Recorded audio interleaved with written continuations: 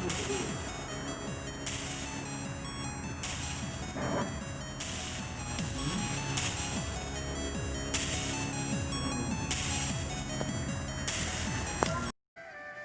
बच्चों, इस कक्षा में आपका स्वागत है। आज हम परिसर अध्ययन का पाठ 11 हवा हमारी आवश्यकता इसका अध्ययन करेंगे। एक पहेली है, मैं इसे बोलती हूँ, आप लोग अनुमान लगाने की कोशिश करना, पहेली बूझने की कोशिश करना। चारों ओर फैली हूँ मैं, आस पास तुम्हारे, दिखती नहीं हूँ आँखों को, हाथ न आऊँ तुम्हारे। आखिर हूँ मैं कौन, पहचानो सोच विचार कर। पहचानिए। हाँ, हवा हूँ मैं, हवा। बच्चों, हम हवा के बारे में आज पढ़ेंगे। देखिए, हवा हमें दिखाई नहीं देती, हम उसे अनुभव कर सकते हैं। हमें बोध होता है कि हवा है, तो उसी के बारे में आज हम पढ़ेंगे। यहाँ दो बच्चे गुब्बारा फुला रहे हैं। तो गुब्बारे में वो लोग क्या भरते हैं? गुब्बारे में हम हवा भरते हैं।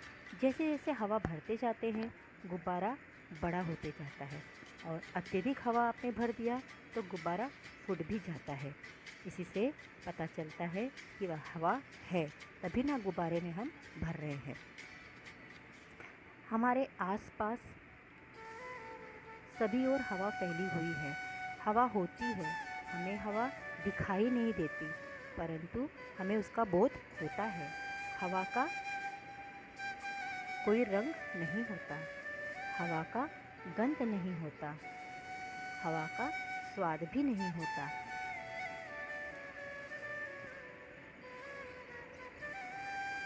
हम नाक के द्वारा हवा को अंदर लेते हैं और नाक के द्वारा ही हवा को बाहर भी निकालते हैं। तो ये क्या है कि हवा अंदर भी लेना है, हवा बाहर भी लेते हैं। तो हम ऐसे कहते हैं ना, बोलचाल की भाषा में, हम सांस ले रहे हैं।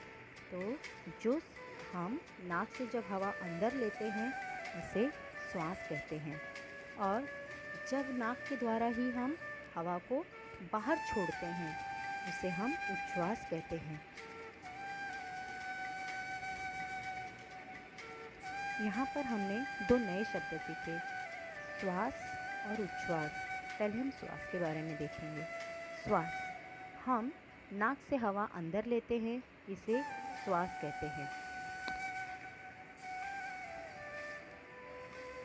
हम नाक से हवा बाहर निकालते हैं, इसे उच्छ्वास कहते हैं।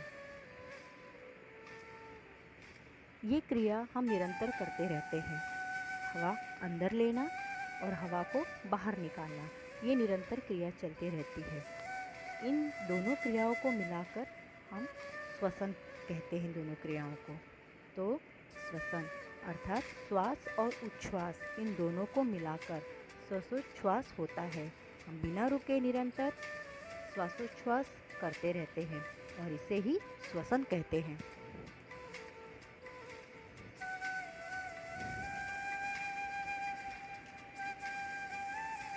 आगे हम देखेंगे कि हम श्वसन क्यों करते हैं, क्या आवश्यकता है हमें श्वसन करने की। हमारे शरीर के सभी कार्य सुचारू रूप से चलते रहें, ये बहुत आवश्यक है। इसके लिए हमें हवा की आवश्यकता होती है, इसलिए हम श्वसन करते हैं, हवा अंदर लेते हैं। सांस लेते समय हम हवा अंदर लेते हैं, हवा के कारण हमें तरोताज़ा महसूस होता है, शरीर के सभी कार्य अच्छे रूप से चलते हैं और हमारे अंदर उत्साह भी बढ़ता है। और हवा अगर हमको अच्छी न मिले तो हमारा मन निराश हो जाता है, हमारे अंदर का उत्साह घटने लगता है। इसीलिए हमें ऐसा भी कहते हैं ना कि हमेशा खुली जगह में जाना चाहिए, जहाँ पर पेड़ पौधे हो वहाँ पर जाकर हवा लेना चाहिए, इसलिए ये हमें कहा जाता है। तो क्या केवल मनुष्य ही हवा लेते हैं या मनुष्य ही श्वसन करते हैं? मनुष्य के भांति अन्य प्राणी भी श्वसन करते हैं। यहाँ आपको एक बिल्ली दिखाई दे रही है। देखिए, हमें कैसे पता चलेगा कि बिल्ली श्वसन कर रही है?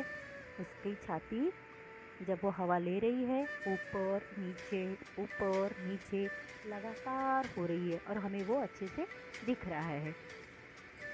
इससे हमें स्पष्ट होता है कि मनुष्य की तरह बिल्ली भी श्वसन क्रिया करती है। आगे कुत्ता दिखाई दे रहा है आपको, आप सूक्ष्मता से उसका निरीक्षण करिए। कुत्ते की छाती भी ऊपर नीचे होती हुई दिखती है। इससे हमें ज्ञात होता है कि सभी प्राणी श्वसन करते हैं। जैसे मनुष्य श्वसन करते हैं वैसे अन्य प्राणी भी श्वसन करते हैं।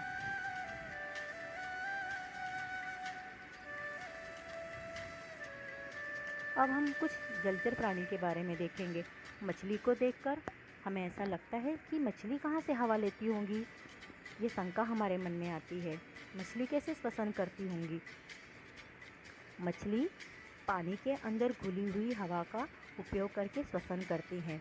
कुछ लोग मछली पालने के शौकीन होते हैं, उन्हें मछली बहुत अच्छी लगती है, तो वे लोग पानी से भरी हुई कांच की पेटी में मछली पालते हैं। पेटी के अंदर ये मछलियाँ श्वासोच्छ्वास करती रहती हैं।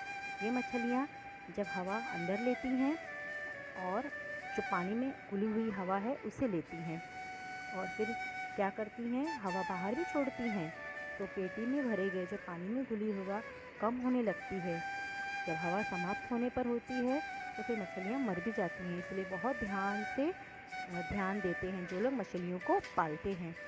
और देखिए, आपको निरंतर पानी के बुलबुले जो दिखते रहते हैं।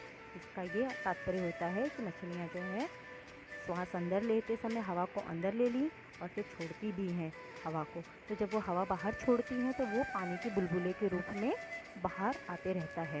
इसलिए जो भी मछली पालते हैं वो लोग नित्य पानी को बदलते रहते हैं, क्योंकि पानी में घुली हुई हवा जो है मछली एक बार उपयोग कर लेती हैं तो वो हवा कम होने लगती है ना, क्योंकि वो चारों तरफ से ढका हुआ है। टैंक जो है मछली का, पेटी जो है कांच की पेटी है जिसमें मछलियाँ रखी जाती हैं। इसीलिए वो लोग निरंतर उसके पानी को बदलते रहते हैं ताकि उन्हें शुद्ध पानी मिले और हवा निरंतर उन्हें मिलती रहे। आगे एक हम छोटा सा प्रयोग करेंगे। एक गिलास में पानी लेंगे, स्वच्छ पानी लेंगे, और जो नारियल का पानी, आप लोग नारियल पानी पीते हो तो आप एक वो लेते हैं ना, स्ट्रॉ, वो लेंगे और उसको गिलास के अंदर डाल देंगे। और फिर क्या करेंगे, और दूसरे सिरे से पानी में फूंक मारेंगे। जो लड़का कर रहा है, पानी में जब आप फूंक मारोगे ना तो पानी में बुलबुले बनने लगते हैं। फूंक द्वारा हवा पानी में प्रविष्ट हुई, इसलिए वो बुलबुले के रूप में बाहर निकलने लगी। इससे हमें पता चलता है कि पानी में हवा घुली हुई होती है, पानी में भी हवा मिश्रित रहती है। तो इस प्रयोग से ये सिद्ध होता है। इस पूरे पाठ में हमने क्या सीखा, आइए हम संक्षेप में देखते हैं। हवा सर्वत्र फैली हुई है। हवा आंखों से दिखाई नहीं देती। हवा के कोई रंग, गंध और स्वाद नहीं होता। श्वसन के लिए सजीवों को हवा की आवश्यकता होती है। ये सदैव आप ध्यान में रखो। शुद्ध हवा प्राप्त करने के लिए हमें प्रतिदिन कुछ समय तक मैदान में खेलना चाहिए। बड़े बूढ़ों को मैदान में जाकर बैठना चाहिए, टहलना चाहिए। बच्चों, अगला पाठ लेकर हम फिर मिलेंगे आपसे। तब तक करते रहिए, स्वस्थ रहिए। Thank you.